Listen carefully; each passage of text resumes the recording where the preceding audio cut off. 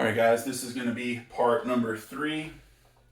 Like, subscribe, follow along if you're getting some content out of here. Comment below if you're hiring people or if you need people to be trained or if you are looking for a job and you need an opportunity, whether it's with me selling insurance or selling something else. I'm sure I can point you in the right direction or help at least set your resume up or help make sure you look appropriate for your digital footprint when you go through this process. So this is number 3. Once you've done your research, you talk to the person. The most important part of the interview is the follow through. Follow through, and we'll put up here at the bottom. Follow through. When you're on an interview with somebody, everything you say is law. So what that means is if I say, okay, as I used in previous, Darren, I'm going to send you an email today with XYZ reference. You better damn sure make sure you email him today during business hours for that email. Because he's judging how are you going to do when I ask you to do something for me in 2 years when you work here. You know, when he shows up and says, hey, Nick, I need XYZ email as soon as you can. Thanks. Am I going to blow that off for 2 or 3 days? Or am I going to send him the email in the next hour? Can he rely on me? That's what they're seeing right then and there. Even if they're not intuitive enough to realize it, they're getting that feeling from you like, oh, this person, they don't do a lot or they're not quick. We need someone who's on the ball. So follow through. Next, once you've gone through that, anything they ask or you make a declaration of something you're going to do, you make a statement, I'm going to do this, do it on time in the timeline you talked about. The follow through. You follow up with them. Email them, thank them, and ask for the next steps with excitement. Yeah, that looks really weird, but anyway, you ask with excitement. What's the next steps? I'm excited to get going with you guys. We're going to have a great partnership. Let's do it. Enthusiasm will get you a job faster than credential. Why is that? Because if you have all the credentials, but you hate the work, someone's got to sit next to you or work with you or be on a Zoom meeting with you. They don't want to look at your sad, sorry face. They want to look at people who are happy. People want to feel better, not worse. Follow through again.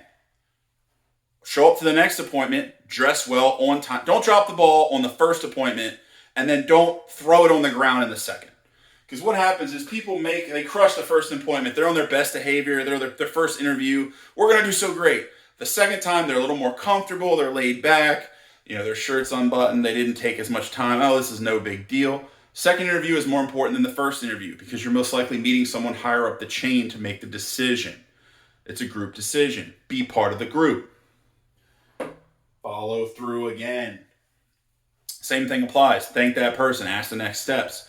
Research that person. Do it every time. If they ask you to create a product or create a presentation, as soon as they ask you today, work on it before the next interview. Do not do it the night before.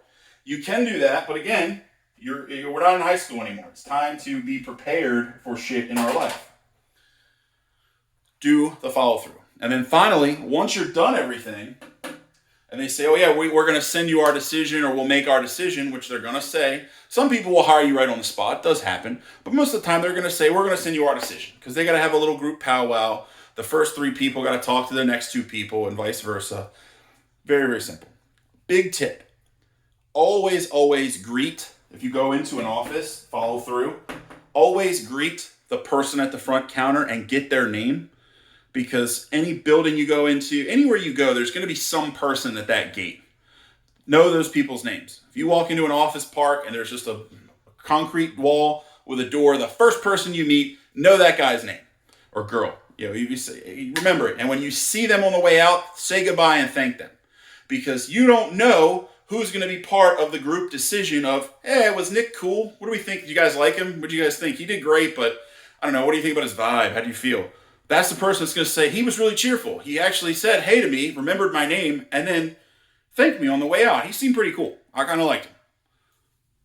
That's how you get the job versus the guy that sucks who just walks out with his head down like, oh, well, or walks out like this, like, oh, just crushed that interview. Well, yeah, but you didn't talk to Sally Sue at the front, and her grandson owns the company, and you kind of blew her off and treated her like she was old, and then she went and told her grandson that some asshole came in today. Guess who's not getting hired? That person. Next, Your follow-ups, always, always follow up with them. And I always say this, you want to automate it if you can, based on them. So if you really like the company, you like the job, and say for whatever reason they email you, or you follow up with them because they say, hey, we'll get to you with a decision within the week. You should email them the next day. Hey, just checking in. I had a great time. Whatever. You're just reaching out to contact. Show them enthusiasm. Automate the follow up if you like them. So hey, for whatever reason, it's not a good time right now, or it's not a good fit. Could be for anything. I've had jobs where I've went in and said, look, I got to make this amount of money, or I don't need to be here. And they said, yep, Nick, we can't do it. We can't afford that. We really appreciate your time. I said, no problem. Thank you guys. If it ever changes, reach out to me. I set up the automated email and text message to that person. And 3 years later, you get that email that's like, hey, we had something change. We've grown. We really could use your help. We could pay that fee if that's still legitimate. But depending on what it is, it might be. Automate the follow-up. It never hurts to send that email. It never hurts to send out the happy birthday at LinkedIn, or Facebook. It never hurts to do these things, because every opportunity comes back to a person. A person. And that person is you. Because every person is going to have problems. They're going to have issues that could be opportunities for you, as long as you can see it and you're top of mind when it arises. Period. That is a very,